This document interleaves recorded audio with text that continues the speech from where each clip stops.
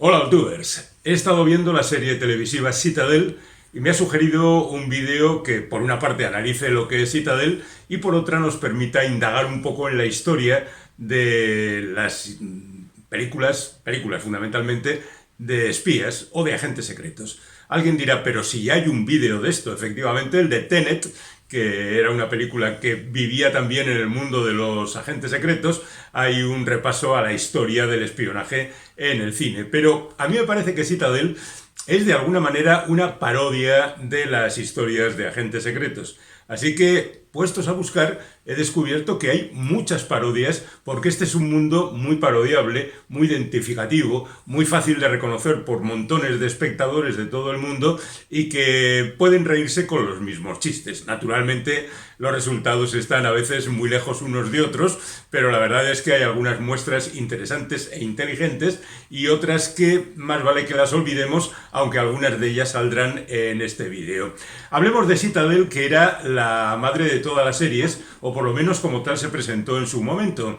Dicen que es la segunda serie más cara de la historia, pero la verdad es que tampoco se aprecia demasiado ese despiporre de gasto en lo que hemos podido ver hasta ahora, que es su primera temporada. Hay, por supuesto, una segunda temporada prevista, porque la primera termina de aquella manera, como si fuera un capítulo más, y ya veremos por dónde seguimos. Bueno, en cualquier caso, Citadel es una organización secreta, por supuesto, pero son los buenos. Y Manticore es la organización secreta, por supuesto que son los malos. Y cada uno de ellos tiene sus propios objetivos y cada uno de ellos tiene sus formas de actuar. ¿Cómo está estructurada la serie? Pues son unos capítulos razonablemente breves, repletos de acción muy al estilo moderno, por supuesto, mucho más allá de lo que puede ser Jason Bourne y cosas por el estilo, con mucha acción y con mucha, digamos, incredulidad por parte de los espectadores, que tienen que tragarse algunas historias bastante excéntricas, por llamarlas de alguna manera.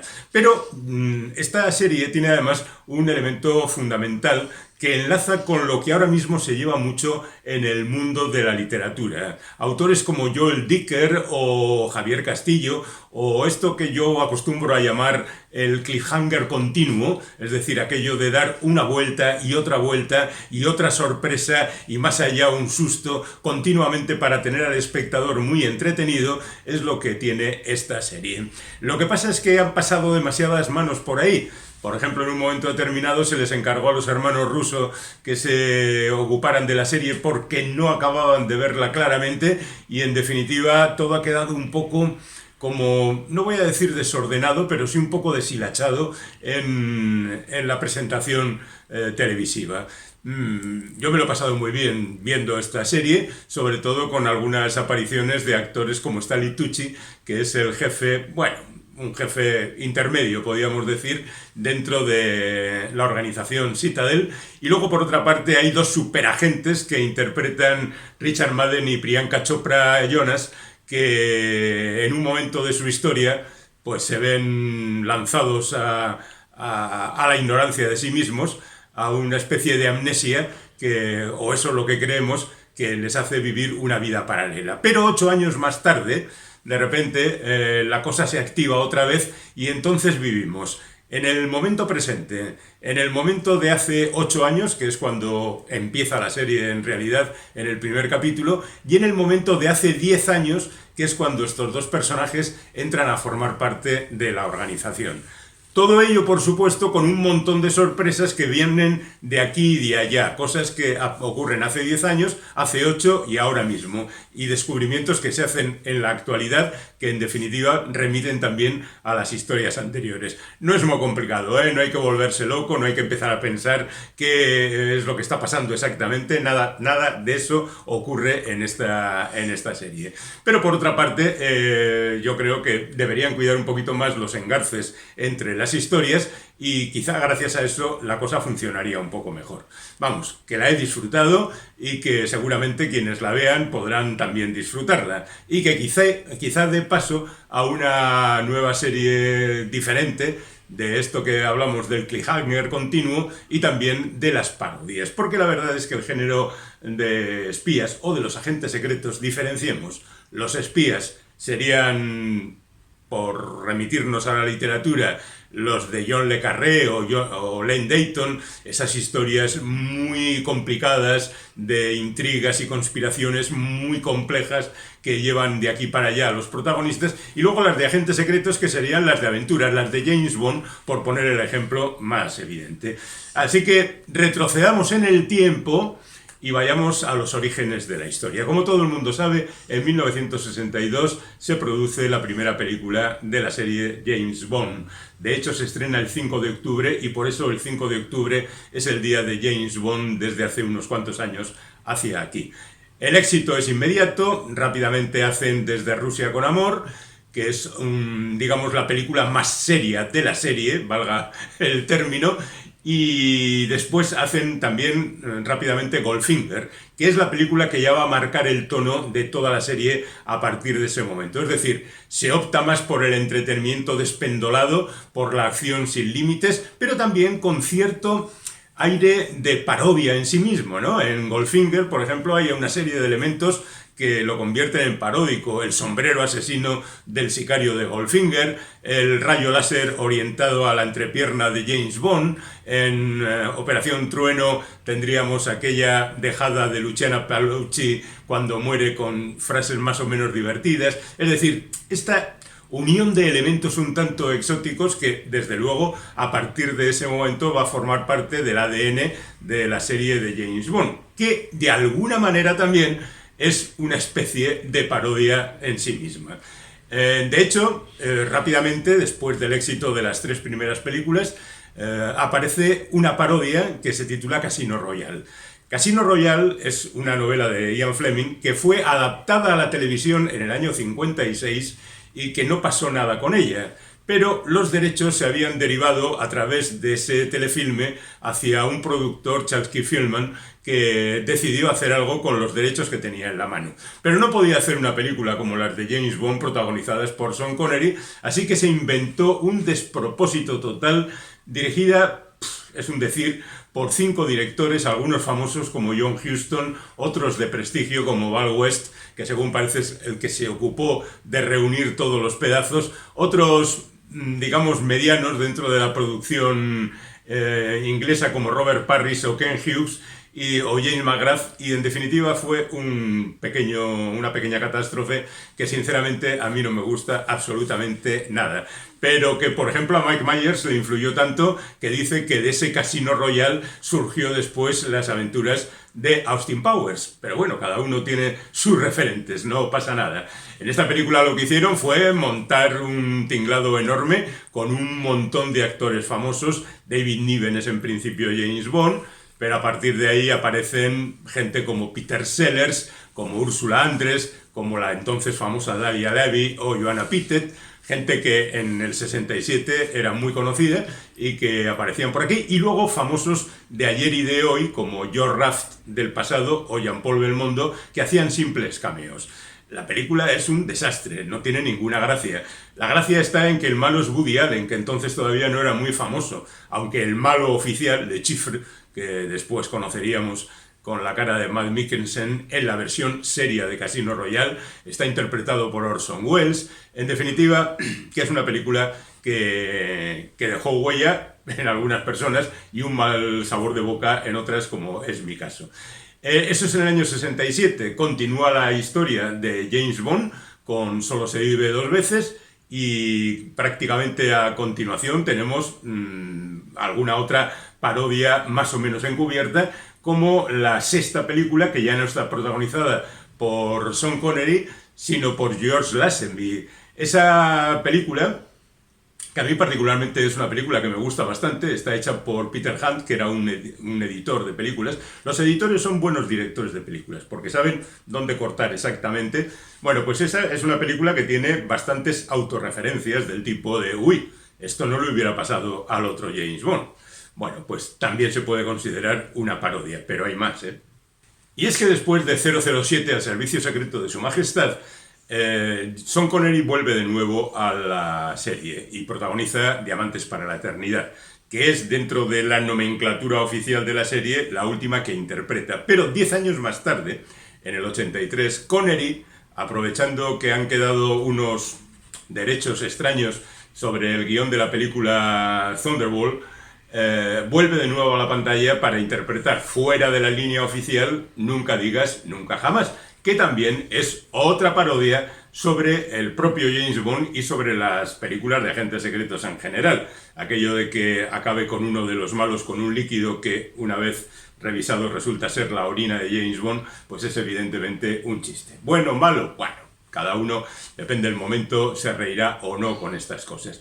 Pero es que después del regreso de Connery y después del abandono posterior tras Diamantes para la Eternidad, está la etapa de Roger Moore. Y prácticamente toda la etapa de Roger Moore es una etapa paródica sobre el personaje, porque Roger Moore en realidad no quería hacer un personaje como el que interpretaba Connery.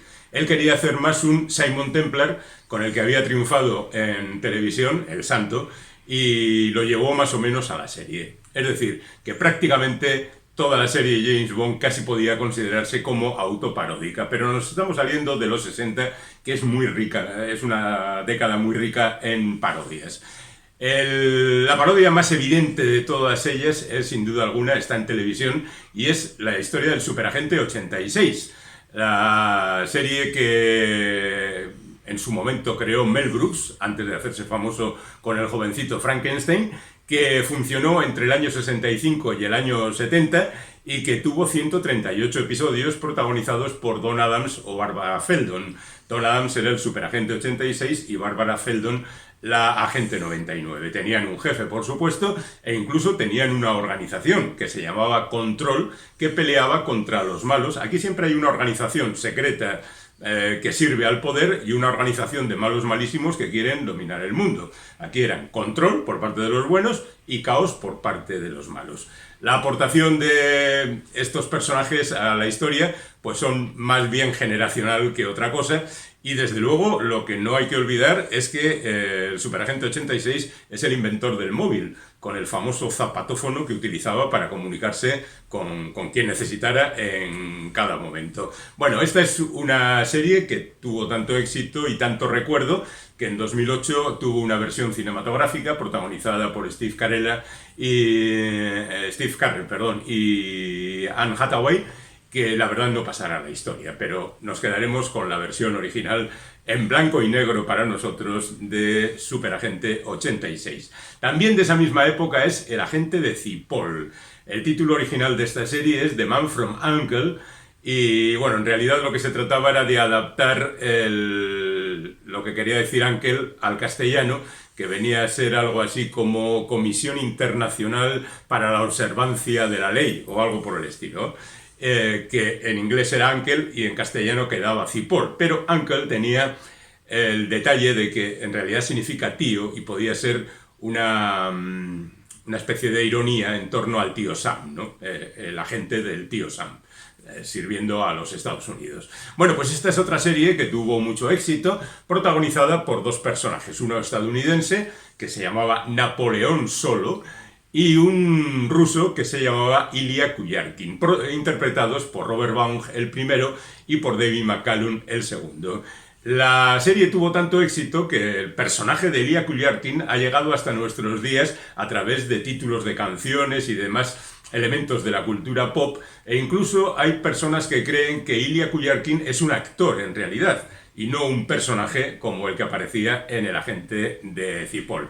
Bueno, pues esta serie, que estuvo en funcionamiento entre el año 64 y el año 68, consta de 105 episodios que funcionaron muy bien, tenían su gracia, a veces eran serios, a veces eran irónicos, paródicos, divertidos. Bueno, en definitiva, El Agente de Cipoll también ha pasado a la historia y también en el siglo XXI ha pasado al cine, porque Guy Ritchie hizo una película en 2015 que la verdad pues no estaba a la altura, porque ni tenía gracia, ni era una parodia, ni era nada de nada, y los protagonistas, pues Armie Hammer y Henry Cavill, no estaban a la altura. El más divertido era Hugh Grant, que aparecía un poquito al final de la película. Bueno, lo curioso del caso es que Mr. Solo, Napoleón Solo era uno de los protagonistas, iba a ser el nombre original de Goldfinger. en la película de James Bond. Luego, con buen criterio, decidieron poner ese dedo de oro a un tipo que quería conseguir todo el oro del mundo. De hecho, ataca Fort Knox, como recordaréis de la película. Bueno, ¿con quién se enfrentaba la organización de estos dos personajes? Pues a otra organización que en principio se llamó WASP, que está bien porque también tiene algunas connotaciones. WASP es avispa, pero también es blanco y protestante, o sea, una representación de los estadounidenses, ¿no? Y al final acabó llamándose THIRST, que son las iniciales de, a ver si consigo, Jerarquía Tecnológica para la Eliminación de los Indeseables y la Subyugación de la Humanidad. Todo eso eran los malos en esta serie. Dejamos la televisión y nos vamos al cine. En el año 65, bueno, en el 66 y en el 67 se hacen dos películas con otro personaje. F de Flint es una de las películas, la otra es Flint, agente secreto, que venían a adaptar a un personaje que se salía un poco de los márgenes, era un tipo marginado por los poderes estadounidenses, pero al que tenían que llamar porque había una amenaza de carácter mundial y rápidamente era reclutado, ¿no? Este personaje está interpretado por James Coburn, el jefe en la serie era Lee J. Cobb, y tenía elementos irónicos, paródicos y a veces hasta divertidos. Lo cierto es que solo funcionó en dos películas, la cosa tiró bastante bien, pero no fue un éxito revolucionario.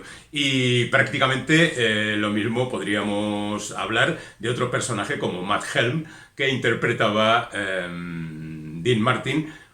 Rápidamente, en el año 66-67, hizo tres películas y en el año 69 una cuarta. La verdad es que el personaje de Matt Helm en origen no estaba diseñado como un personaje paródico. Lo había escrito en 27, acabó escribiendo 27 novelas, Donald Hamilton, que entre otras cosas es el novelista que escribió la novela en que se basa Horizontes de Grandeza, es decir, es un novelista serio. Pero claro, ¿cómo vas a hacer una cosa seria con Dean Martin haciendo de las suyas? Bueno, pues es prácticamente imposible, porque Dean Martin, que siempre alardeó de querer ser un actor serio, la verdad es que siempre llevaba sus personajes a su terreno y acababan siendo todos ellos personajes paródicos. Los directores fueron Phil Carson, que hizo las dos mejores, y Henry Levin, que hizo evidentemente las dos peores, y contó con una serie de actores y actrices razonablemente conocidos haciendo de malos o de acompañantes. Y en la tercera de ellas, La Casa de los Siete Placeres, aparece Sharon Tate, que es la película que va a ver Margot Robbie en la última de Tarantino, Érase una vez en Hollywood, que es la película que está viendo cuando entra en un cine. Bueno, cuentan que había una quinta película para hacer y que el asesinato de Sharon Tate afectó tanto a Martin y a algunos de los responsables de la serie que no pudieron seguir adelante con ella. Y esto por lo que respecta a Estados Unidos, pero es que en Francia, en el año 65, también hubo una parodia. ¿Y quién hace esta parodia de los agentes secretos? Pues ni más ni menos que Jean-Luc Godard, el abanderado de la Nouvelle Vague, el revolucionario del cine, el hombre que, junto con otros compañeros, pero yo diría que es el más representativo de la Nouvelle Vague, el bueno de Godard, ha dado un vuelco general al cine en el año 59 con la película Al final de la escapada. En el año 65 hace Alphaville, también conocida como Lemmy contra Alphaville. Expliquemos.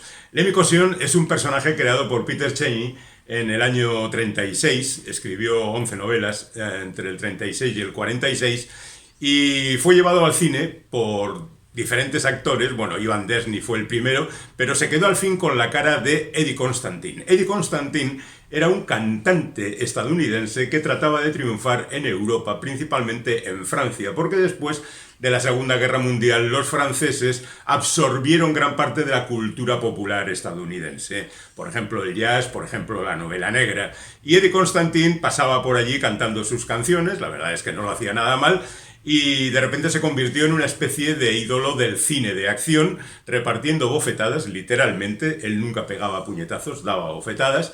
entre los malvados de todo signo. Y tropezó con este personaje de Lemmy Cossion, que se convirtió en una especie de icono en los años 50.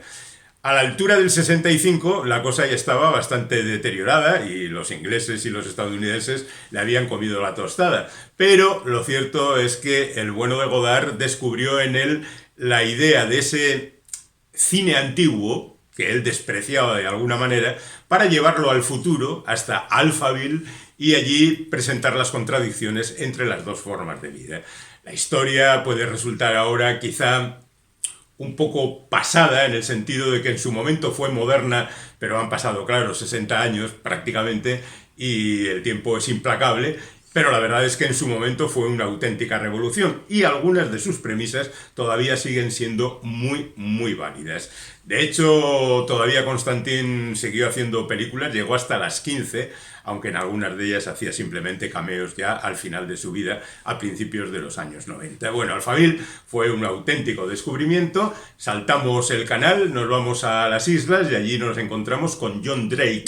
John Drake es el protagonista de una serie titulada de diferentes maneras. En original, Danger Man. Cuando pasó a Estados Unidos se tituló Secret Agent Man. En Latinoamérica se tituló Alta Tensión, al menos en México. Y nosotros la conocimos como Cita con la Muerte, aunque que también era el título de otra, en Argentina creo que se titulaba Cita con la Muerte, y adoptaba el título de Agente Secreto. Es curioso porque en realidad este personaje es anterior a James Bond. La primera serie, la primera temporada es del año 1960 y es un personaje, no es una parodia totalmente, pero sí es un personaje bastante complicado.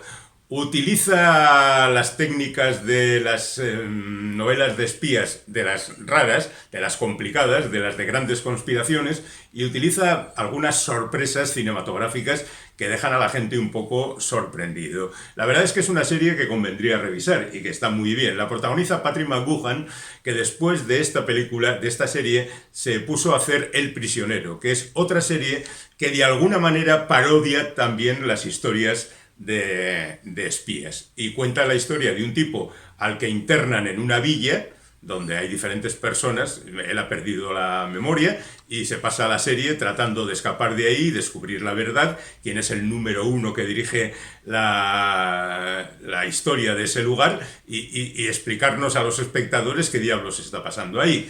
Él quería hacer 7 episodios solamente. La empresa, la productora, quería hacer 27 y al final la cosa quedó en 17, con un final un poco abrupto y poco satisfactorio. Pero todo el mundo está de acuerdo en que El Prisionero es una de las grandes series de la historia de la televisión.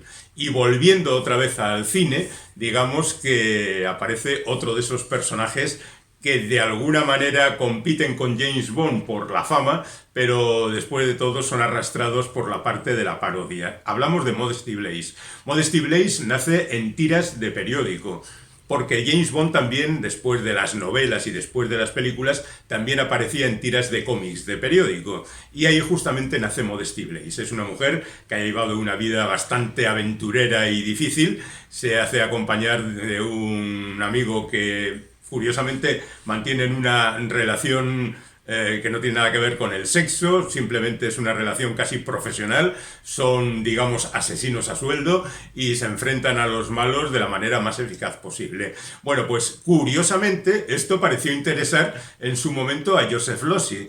Joseph Losey era un cineasta estadounidense que tuvo que salir pitando de allí cuando las listas del Comité de Actividades Antiamericanas, y que en Inglaterra había hecho películas como El Sirviente, Accidente, Eva o La Clave del Enigma, películas súper serias. Y de repente se descuelga con una parodia como esta, protagonizada por Monica Vitti, y donde el malo es Deep Bogart, que era justamente el protagonista de esas películas serias de, bueno, no todas, pero sí las más representativas que había hecho Joseph Losey. La verdad es que en su momento no fue entendida la película y fue un pequeño fracaso. ¿Qué le vamos a hacer? Otra parodia, en este caso volvemos de nuevo a Francia, sería El Magnífico, o Cómo destruir al más famoso agente secreto del mundo, que protagonizaba Jean-Paul Belmondo con Jacqueline Bisset, que es la historia de un escritor de novelas de espías que se ve metido en un complot tremendo, siendo considerado él mismo uno de estos agentes secretos, un tipo muy peligroso, como queda claro. Bueno, la verdad es que hay otras historias también en Francia que conviene destacar, como por ejemplo la de OSS 117. Este personaje, que es un agente secreto estadounidense, aunque de origen francés, se llama Hubert Bonissier de Labat y fue creado por Jean Bruce en 1963. El tipo escribió 28 novelas en 15 años, lo cual hace pensar que era un estajanovista bastante... 88 novelas, he dicho. Es que no estoy seguro. Salen a 6 o 7 novelas al año. Cuando murió en un accidente automovilístico, su mujer, Josette, que utilizaba J. Bruce, como si fuera Jean Bruce el que seguía escribiendo, escribió 143 novelas a lo largo de 20 años, también un ritmo de una cada 2 meses aproximadamente. Y todavía, cuando ella lo dejó, su hija y su yerno siguieron escribiendo novelas como otras 23 hasta el año 93 en que por fin se acabó la historia. Pero lo curioso del caso es que este es un personaje muy serio, uno de estos agentes secretos de los que todos conocemos su línea habitual, ¿no? En plan James Bond, con algunos detallitos. Y durante bastantes años se hicieron una serie de películas protagonizadas por gente muy variada, como Kevin Matthews, o Frederick Stanford, o el mismísimo John Gavin, o el hijo de Errol Flynn, Sean Flynn, que, bueno, eran más o menos semejantes a lo que se contaba en las novelas. Pero, Misterios de la Naturaleza, en 2006... se hace una película titulada El Cairo, Nido de Espías, y la dirige Mijael Hazanavicius, que es el director de El Artista, esa película en blanco y negro y supuestamente muda, donde se homenajeaba a las viejas películas de aventuras de Hollywood. Bueno, pues otra vez con Jean Dujardin, el protagonista de esa serie, hace una parodia inclemente, inmisericorde, absolutamente salvaje, incluso de mal gusto en algunas ocasiones, porque el personaje de Hubert Bonissier de Labat es un patán en todos los sentidos, es un individuo desubicado, machista, un bárbaro, pero en realidad un inútil, un auténtico mediocre, al que las circunstancias, por diferentes cuestiones, le van dando el camino y acaba triunfando. Tuvo tanto éxito que 3 años más tarde hicieron Perdido en Río y todavía hoy queda por ver, digo que queda por ver porque yo no lo he visto, OSS 117, Alerta Roja en el África Negra, que ya no dirige a Hazanavicius, pero sí protagoniza Dujardin. Un último repaso, y muy rápido, algunas muestras españolas de parodias. 07 con el 2 delante. El 2 delante era una clave telefónica de hace 60 años. Agente Jaime Bonet, protagonizada por Casto Senda, más conocido como Casen, obra de Ignacio F. Eiquino. Por otra parte, tenemos a Anacleto, agente secreto, basada en el famoso cómic de Vázquez, dirigida por Javier Ruiz Caldera en 2015. También las películas de Mortadelo y Filemón, que trabajan para la tía, como todos ustedes saben, deberían haber sido parodias de esto, pero fueron derivándose hacia otros territorios. Y cosas absurdas como 00 Patatero, agente 0077, o Puffman, que tenía el subtítulo de 7700, agente 007. 0077, perdón, no nos confundamos. Bueno, pues todas estas cosas que conviene que pasen al olvido fueron también en su momento películas paródicas del género de espías.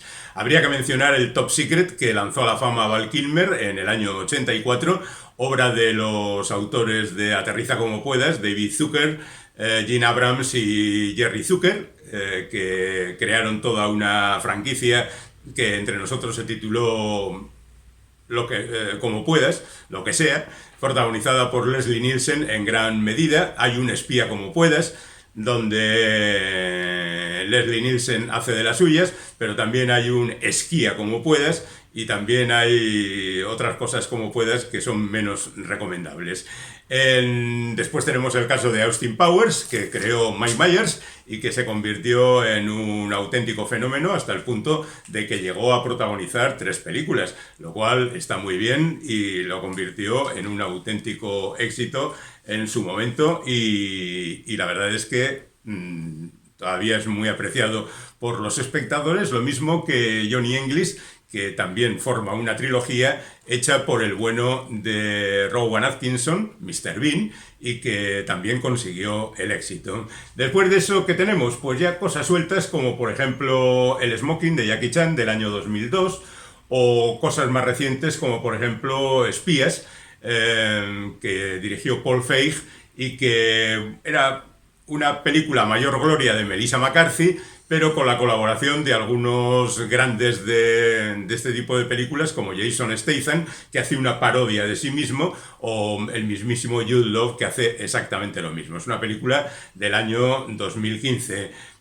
Otras películas más o menos relacionadas con esto podría ser Torrente 2, Misión en Marbella, que es también una parodia de las películas de agentes secretos, aunque el resto de la serie, de las 5 películas, no puedan ser consideradas así, pero bueno, en cualquier caso, ahí queda el detalle. Otra trilogía interesante que seguramente tendrá una continuación es la de Kingsman, que parte de un cómic de Mark Millar y Dave Gibbons, y la verdad es que se convierte también en un fenómeno porque tiene una primera película que está más o menos basada en las historias originales, o una segunda que continúa la historia, y una tercera que es ni más ni menos que una especie de precuela de todas ellas. Y ya hay una cuarta anunciada que sería en realidad la tercera. Me voy a saltar la de Agente Contrainteligente de Sacha Baron Cohen, porque debo reconocer que me resulta difícil encontrar motivos para ver las películas de Sacha Baron Cohen, y esta no la he visto, así que dejémosla ahí. Mentiras arriesgadas también es una película que parodia justamente las películas de espías, y de alguna manera tendríamos también ahí cosas como Quemar después de leer, de los hermanos Cohen, donde hay también una línea de parodia de todo esto. O vamos a recordar cómo existió otra película francesa titulada El gran rubio con un zapato negro, donde a un tipo lo confundían con un agente secreto, entonces le perseguían y la cosa acababa... Bueno, la verdad es que la película no estaba nada mal. Tuvo mucho éxito, tuvo una secuela, de hecho se titulaba El retorno del gran rubio con un zapato rojo, y esto dio después pie a una copia hecha por los estadounidenses que titularon el asunto El gran rubio con un zapato rojo, protagonizada por Tom Hanks. Pero está claro que a Tom Hanks no le vienen bien los remakes de películas de otras procedencias, como se demostró también con El Quinteto de la Muerte. Y podríamos terminar todo este repaso con Archer, que es una serie animada que se ha producido entre 2009 y 2020, y que ha presentado los estereotipos del género más característicos tratados a través de la animación, con series de temporadas que contaban historias muy diferentes, y en definitiva, bueno, pues la cosa podría considerarse como el culmen de las parodias de agentes secretos a través de la animación. Es la más representativa, en realidad es la única que conozco,